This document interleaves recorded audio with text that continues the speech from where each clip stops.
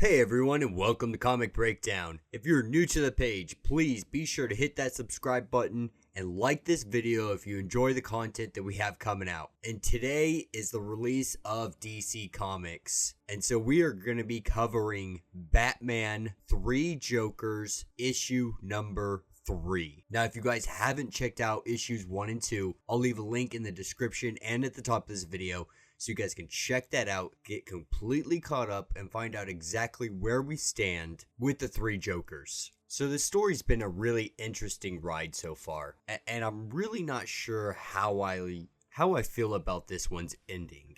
And we'll get into that as we get further along into this. But we last left off with Red Hood pretty much putting a bullet in the clown. And we found out that the Jokers are trying to essentially make the perfect Joker. A Joker that's really gonna cut deep to Batman. So without further ado, let's dive into this issue. So getting into this one, the criminal and the comedian are left alive. And we have Batman, Barbara, and Jason all sitting here going over every Joker that these three have turned. Every person, from dentists to serial killers, trying to find the perfect Joker. They want to create a better Joker. And while they're going over all this information, we really see, Jason make a point to make sure that Batman knows that there's only 2 Jokers left. And Batman really snaps. And we see him, just yell at Jason and be like, you really think I never wanted to do that? You don't think I ever wanted to put a bullet in his brain? After everything he did. And Jason's rebuttal is, well, you didn't. I'm the one that did it. And Batman just tells him, like, you just don't understand. You never have.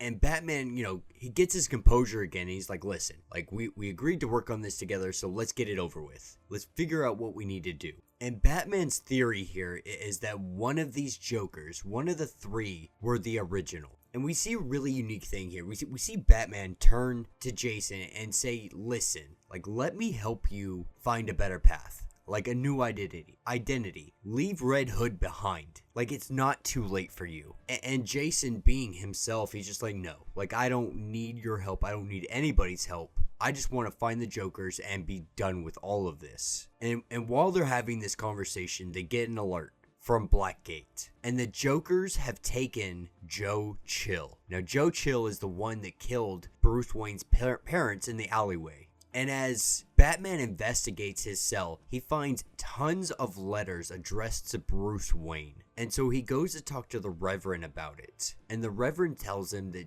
Joseph Chill had essentially not repented, but changed as a human being, as a man. He changed, and he truly did feel sorry for the things that he had done, specifically killing the Waynes. And it wasn't because he felt ill or anything of that nature. It was truly because he wanted to repent for his sins that he had done. And going through these letters, Batman finds a movie ticket. A movie ticket to the Mask of Zorro, bringing him back to the theater. And on the theater sign, it says, one night only, the new Joker. So we have to assume here that, Joe Chill is their intended target. To be the new Joker. To be the perfect Joker. Who better to be the Joker than the man who killed Batman's parents? And as our 3 heroes enter the theater, one of the screens turns on and we see Joe Chill. And Joker telling him that it's time to confess why he really killed Thomas Wayne. Why he really killed Martha Wayne. And just like that, all heck breaks loose. And Red Hood and Batgirl are sitting there just fighting off an army of Jokers. Joker lackeys, if you will. And up in the rafters, the criminal Joker has Joe Chill strung up. And he's laced himself with dynamite. The always go-to for the Joker to make sure that Batman doesn't try to get at him. Suicide. And so while these 2 are having their little back and forth, downstairs, our other Joker is going face to face with Jason Todd and Batgirl. And up in the rafters, down below, it's revealed that there's a pit underneath Joe Chill. The same chemical pit that changed all the other Jokers. And really what we're seeing here is a confession from Joe Chill. And his confession is that he feels remorse for what he did. The job was to kill the Waynes, but he didn't want to do it in front of Bruce Wayne. he almost regretted it. And then later on, finding out who the Waynes were, it really tore at him because he found out that the Waynes were people that were just trying to build up Gotham like he wanted, make it a better place to live for everybody. And with this information, Joe Chill found some kind of humanity in himself and was seeking forgiveness. And as all this is unfolding, Batman makes his move and knocks Joker down and saves Joe Chill from falling into the pit, all while this place is going up in flames. And as Batman saves Joe Chill, we see the criminal Batman come crawling out, being his regular self, laughing and joking about how much, it hurts to laugh because of all of this. The goal here was to turn Joe Chill into the next Joker. It would have been Batman's biggest, worst enemy, but it failed. And then what we see next is the comedian Joker come out and just put a bullet into the criminal Joker, and then throw the gun down, put his hands up, and say, "Take me in." And just like that, it's done. Just like that, it's over. The 3 Jokers is gone, and we're back down to 1. And even Jason Todd and Barbara are just like, wow, like that's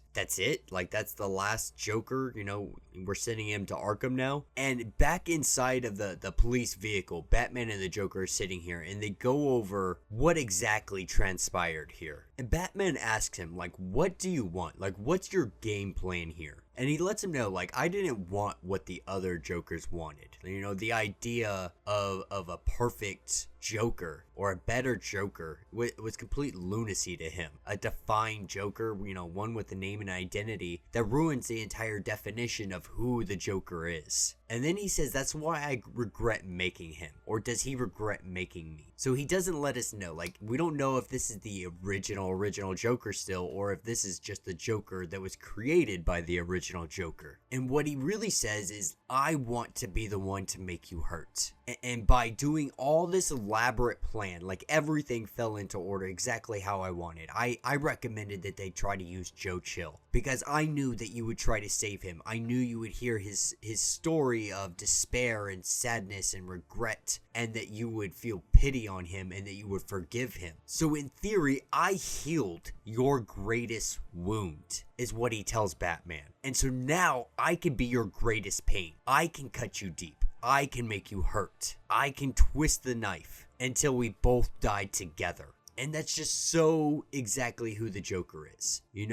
Go through all this elaborate scheme just to make the Joker the center of attention. Literally the definition of narcissism. And so with this being over, Joe Chill passes due to his illness. And Batman makes his way to Alaska. And we get some commentary here with Bruce Wayne talking to Alfred. Talking about how this will never be over for any of them. That there's a scar left on every one of them, and they will always hold on to this in some way. And Alfred brings up, how they still don't know who the Joker is. And this is where Batman says something really, really interesting. And he says, not to sound like people make me sound, but I'm Batman. And I've known the Joker's name 1 week after we first met. So he's claiming to have always known who the Joker is. And while he's saying this, we're getting a glimpse of a family. A mother and a son leaving a father. And it's Joker's family. And Batman says, the reason I've never told anybody his identity is pretty much to keep them safe. The press would find them. Joker would find them. And so he's like, yeah, I know his name, but the name isn't what's important. It never has been. And that will be the end of this issue. So let me know what you guys think. I think this is kind of dumb, to be completely honest. So when this first began, he sat down in the Mobius chair and asked what the Joker's name was, and he was told that there was 3 Jokers. Now my question is, why would you sit down in the Mobius chair and ask what the Joker's name is if you already knew what the Joker's name was? It makes no logical sense to the continuity. Outside of that, I really thought it was an okay comic. It really did pay tribute to who Joker is as a person, the fact that his identity has never mattered and it will never matter. Because Joker is just a representation of everything Batman is not and could become if he let himself snap and break and become the criminal, become the monster. monster. And so as it seems like this 3 Joker idea is gone, but it doesn't necessarily mean it's gone forever. Like, they literally know how to continuously make Jokers. So if he wanted to do this again in the future, he could just break out and make more Jokers and continue on this path and just do it over and over and over again. And we could just, it could bury the true identity of the very first Joker. We don't even know if this Joker is the first Joker. But yeah, with that being said, guys, be sure to like this video if you enjoy the content we have coming out. Be sure to subscribe, and until the next video,